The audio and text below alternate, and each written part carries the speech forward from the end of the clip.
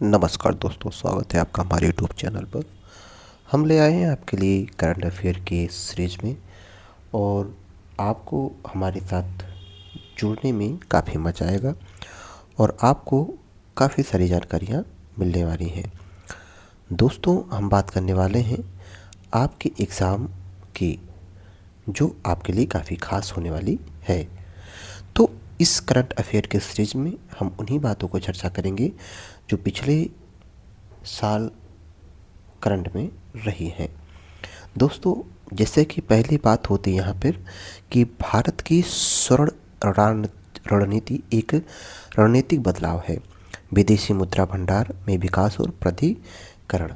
ठीक है, तो जैसा कि आप सभी को पता है कि देश में जो स्वर्ण मुद्रा है उनकी काफ़ी ज़्यादा वृद्धि हुई है। ठीक, तो इसी पर हम लोग चर्चा करने वाले हैं। जैसा कि हमने कहा कि स्वर्ण भंडार एक दशक में दोगुनी हिस्सेदारी, मतलब कि इस समय क्या हुई है कि भारत में जो स्वर्ण भंडार है उसकी काफ़ी ज़्यादा वृद्धि हुई है।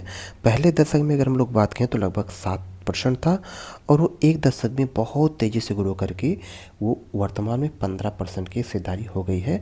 मतलब 102.3 बिलियन डॉलर की बढ़ोतरी हुई है कुल स्वर्ण भंडार मूल्य में। अगर मैं बात करूं तो विदेशी मुद्रा भंडार में स्वर्ण की हिस्सेदारी दोगुनी हो गई है, जो एक विशिष्ट नीतिगत बदलाव को दर्शाता है।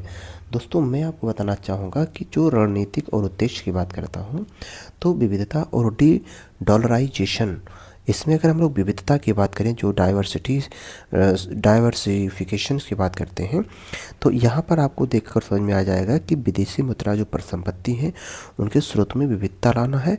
और जैसे कि स्वर्ण भारत एक मतलब विदेशी मुद्रा का आर्थिक किस्ती का भी काम करता है।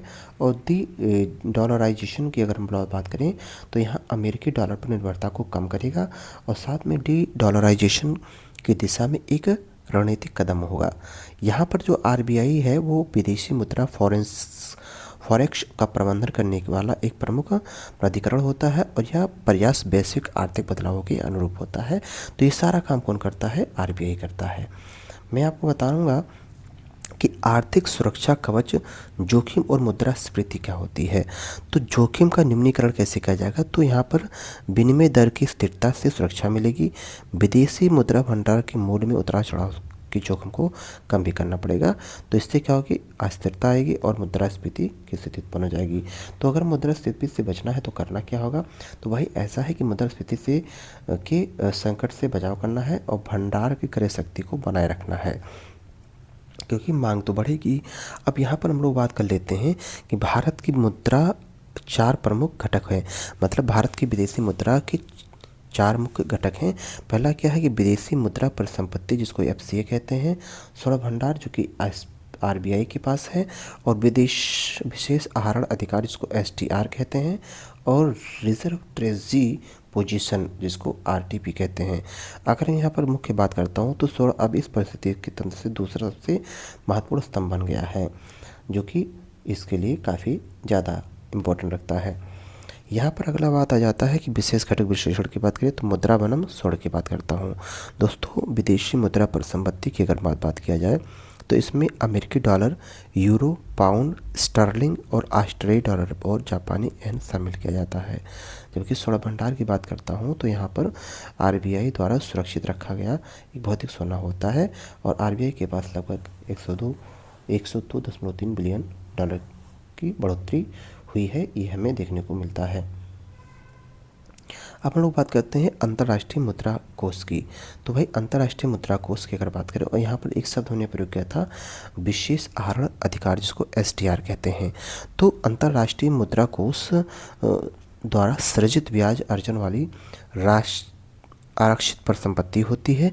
यह सतत देश के आरक्षित परिसंपत्तियों के पूरक रूप में कार्य करती है।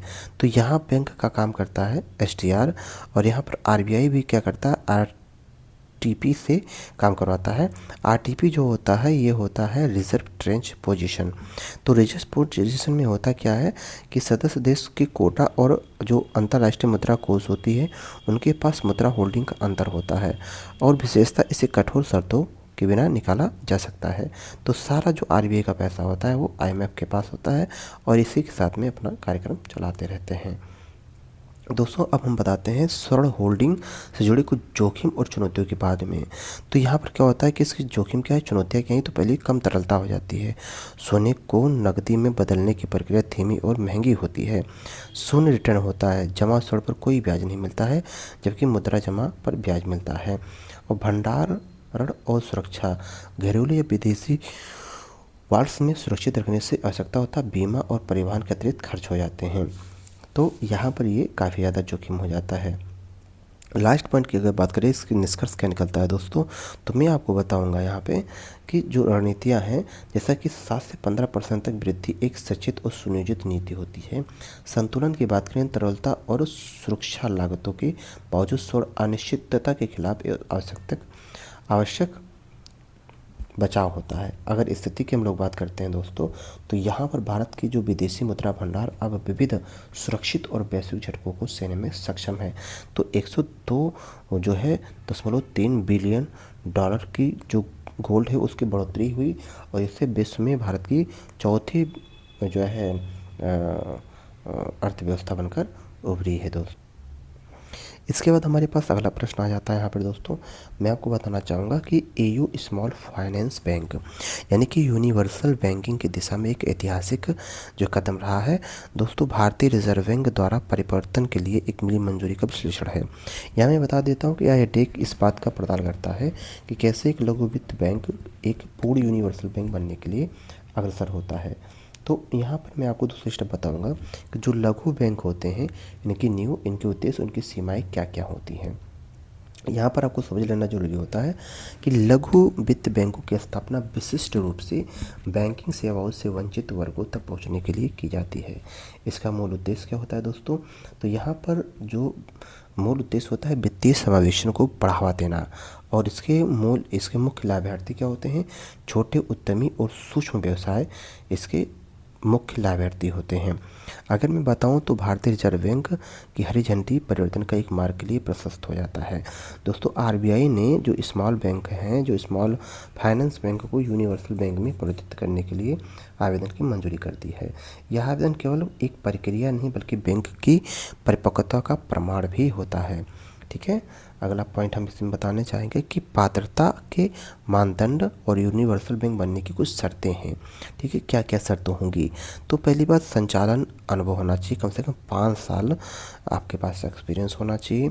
नेट ग्रोथ कम से कम 1000 करोड़ रुपए का होना चाहिए और वित्तीय स्वास्थ्य की बात कहा जाए तो निरंतर ये लाभ प्राप्त करता हो, मतलब प्रॉफिटेबिलिटी हमेशा मतलब प्राप्त कंटिन्यू प्रॉफिटेबिलिटी में रहे हो, निरंतर लाभप्रदता पर हो। तो ये मानदंड सुनिश्चित करता है कि केवल आर्थिक रूप से सुदृढ़ संस्थान ही इसका विस्तार कर सकते हैं। मैं अगली पॉइंट की बात करता हूँ दोस्तों, तो एक नई क्षमताएं होंगी, एक ही मंच पर समस्त सेवाएं आपको मिलेंगी। अब बैंक अपने ग्राहकों को एक ही छत के नीचे संपूर्ण वित्तीय समाधान प्रदान करने में सक्षम होगा। व्यावसायिक बैंकिंग बढ़ेगी, बड़े उद्योग और कॉरपोरेट को ऋण मिलेगा और निवेश बैंकिंग अर्थात इन्वेस्टमेंट बैंकिंग की प्रक्रिया शुरू हो जाएंगी, अर्थात पूंजी बाजार और सलाहकार भी मिलते रहेंगे। दोस्तों यूनिवर्सल बैंक की ये खासियत है। और मैं लास्ट चलते चलते मैं आपको इसमें बताना चाहूँगा तो विनियामक ढांचा और भविष्य की राह क्या है, तो संरचना है, प्रदर्शन है और स्नातक अर्थात विस्तार है। मैं आपको बताना चाहूँगा कि यह घटनाक्रम बैंकिंग क्षेत्र के नियामक ढांचे की सफलता को दर्शाता है और यह स्पष्ट करता है कि विशिष्ट वित्तीय संस्थानों के लिए विकास और यूनिवर्सल बनाने के लिए मार्गदर्शन का आधार खुला हुआ है। तीसरा न्यूज हमारे पास था यहाँ पर कि एक राज्य एक आरआरबी समेकन की बात करें तो 26 क्षेत्रीय ग्रामीण बैंकों के विलय की रणनीति का विश्लेषण किया गया। दोस्तों भारत में जो 26 बैंक हैं उनको क्या कर दिया गया, मिलाने की बात कही गई। अब इसमें हम समझते हैं कि जो सुर्खियों में रहे बातें, तो यहाँ पर वित्त मंत्रालय द्वारा समामेलन की सूचना जारी हुई। हाल ही में केंद्र सरकार की वित्तीय सेवा विभाग ने एक राज्य एक क्षेत्रीय ग्रामीण बैंक सिद्धांत के आधार पर 26 जो है बैंकों को विलय करने की अधिसूचना दी थी। तो कानूनी आधार की बात करते हैं दोस्तों, तो यह विलय क्षेत्रीय ग्रामीण बैंक अधिनियम 1976 के तहत प्रदत्त शक्ति का प्रयोग करते हुए किया गया है दोस्तों।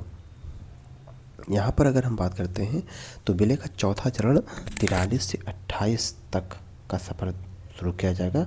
अगर मैं बताऊँ आपको तो यहाँ पर जो ये आरआरबी एकीकरण का चौथा फेज होगा, इसमें पूर्व स्थिति 43 थी, वर्तमान स्थिति कितनी हो गई है, 28 हो गई है, अर्थात 26 राज्यों और 2 केंद्र शासित प्रदेशों में ये काम कर रहा है।